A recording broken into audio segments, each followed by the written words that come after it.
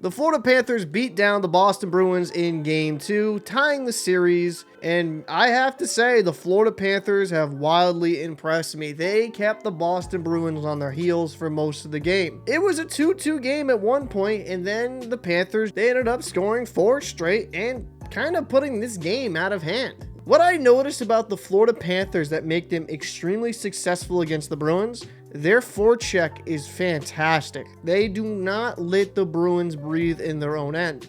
And this might be the kryptonite of the Bruins.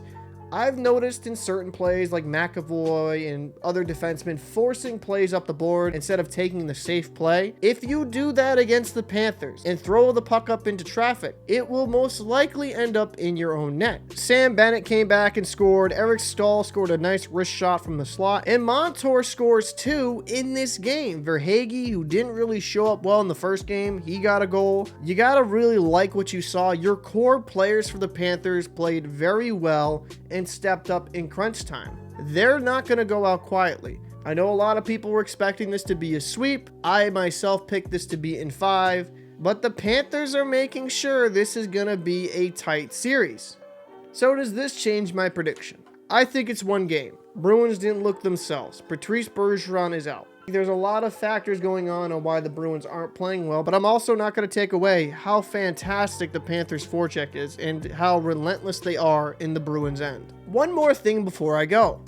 If the Bruins are going to want to be successful, they're going to have to find a way to counter the Florida Panthers' high flip into the neutral zone.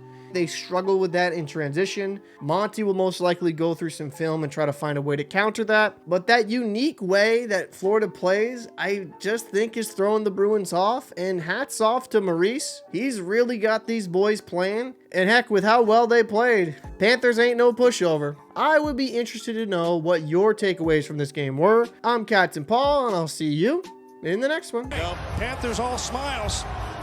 They scored 4 in the third.